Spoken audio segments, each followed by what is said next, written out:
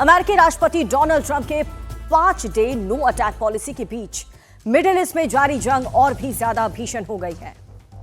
Iran Israel और अमेरिकी ठिकानों पर जबरदस्त हमले कर रहा है। सेंट्रल इजराइल से लेकर नॉर्थ इजराइल के आसमान में ईरानी मिसाइलें गरज रही हैं। ईरान बैलिस्टिक मिसाइलों के जरिए क्लस्टर बमों का इस्तेमाल कर रहा है, जिससे इजराइल में बड़ा नुकसान हो रहा है। वह ईरान खाड़ी देशों में अमेरिकी बेसेस को भी टारगेट कर रहा है, जिसके जवाब में इजराइल भी ईरान पर लगातार हमले कर रहा है।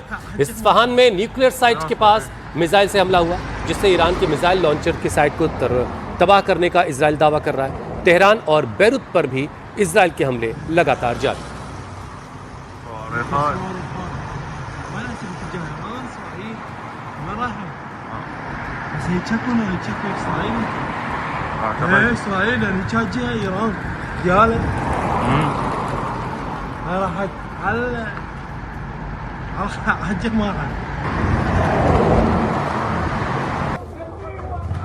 मिडिल ईस्ट में जंग का 26वां दिन हो चुका है।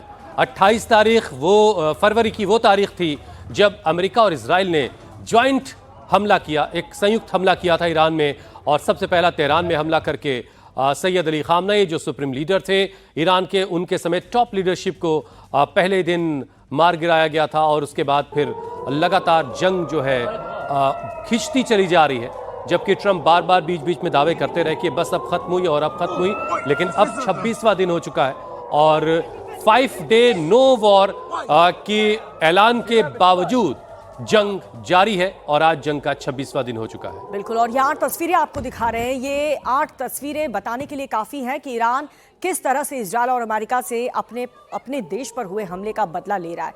दिन के उजाले में बैलिस्टिक मिसाइल से हमले हो रहे हैं, तो रात के अंधेरे में क्लस्टर बम दागे जा रहे हैं। और एक क्लस्टर बम में आप देखिए कितना नुकसान इजराइल के अलग अलग शहरों पर किया है ईरानी मिसाइलों ने। एक और बड़ी खबर, अमेरिकी राष्ट्रपति ट्रंप की पीस डील के बीच ईरान और इजराइल के बीच भीषण जंग जारी है। ईरान ने एक बार फिर से इजराइल पर जबरदस्त हमला किया। ईरान ने बैलिस्टिक मिसाइलों के जरिए इजराइल पर क्लस्टर बमों की बारिश कर दी।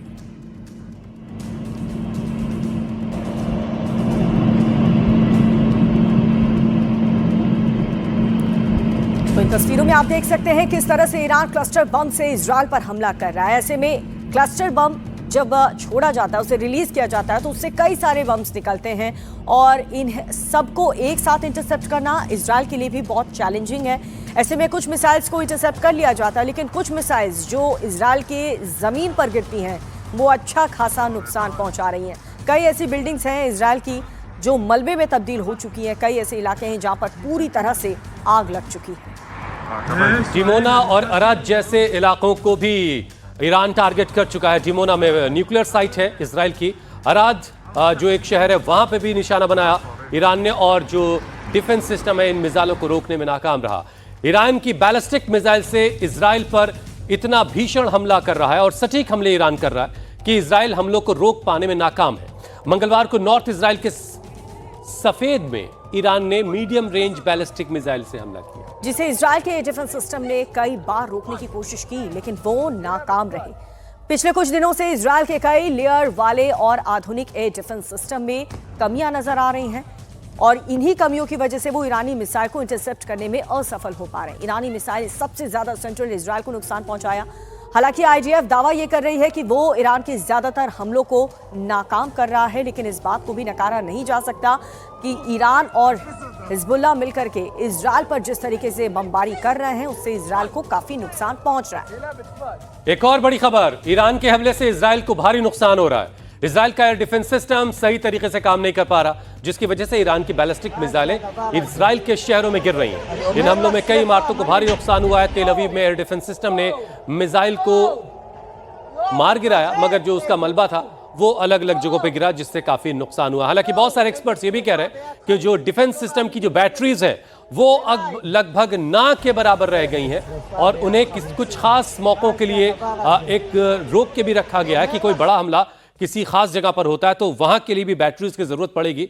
और चूंकि 26वां दिन चल रहा है जंग का, ऐसे में डिफेंस की बैटरीज यानी एयर डिफेंस के लिए इस्तेमाल होने वाले इंटरसेप्टर रॉकेट्स कितने बचे हैं ये सही इसका आंकड़ा किसी के पास नहीं, लेकिन जानकारी कह रहे हैं कि इनकी अब काफी कमी हो चुकी है।